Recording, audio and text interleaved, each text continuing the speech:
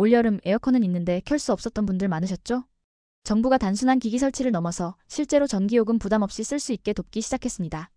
오늘은 2025년 여름을 겨냥한 에너지 복지 대책, 그 실질적 변화들을 알려드립니다. 정부는 현재 저소득 취약계층 1만 8천 가구에 고효율 벽걸이형 에어컨을 설치 중입니다. 그중 약 1만 6천 가구는 이미 설치가 완료됐고 나머지도 이달 말까지 마무리될 예정입니다. 저는 이걸 보면서 이제야 현실적인 지원이 시작됐구나 하는 생각이 들었습니다. 예산도 148억 원이 투입됐고 단순한 단열이나 냉방 보조를 넘어서 정말 필요한 가정에 에어컨 한 대씩 제대로 설치해주는 것, 이게 핵심입니다. 중요한 건 여기서 끝이 아닙니다. 이번 지원은 에어컨만 설치해주고 끝이 아니라 에너지 바우처와 함께 지급돼 전기요금 걱정 없이 실제로 사용할 수 있도록 설계됐습니다. 솔직히 에어컨 설치만 해줘선 무슨 의미가 있을까요? 사용 못하면 그냥 벽장 장식이잖아요.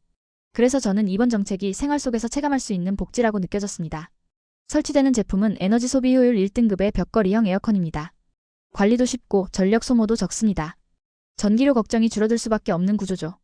또한 바우처 수급 가구 중심으로 1만 5천 대 이상이 공급되고 있는데요. 이건 그만큼 정부가 취약계층 중심의 맞춤형 지원에 초점을 맞췄다는 의미로 해석됩니다. 그럼 바우처는 얼마나 지원될까요? 기초생활수급자 중 노인, 장애인, 임산부, 영유아, 희귀난 치질환자 등을 대상으로 가구당 평균 약 36만 7천 원이 냉난방 에너지 비용으로 지급됩니다. 이건 여름과 겨울 모두 적용되고요. 기름값, 전기료 부담이 큰 가구엔 정말 큰 도움이 될 수 있는 금액입니다.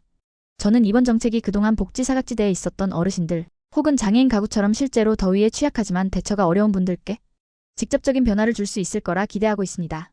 이런 정보는 주변에 알려야 바우처도 더 많은 분들이 신청할 수 있습니다. 복지로 앱이나 주민센터를 통해 신청 가능하니 꼭 확인해보세요.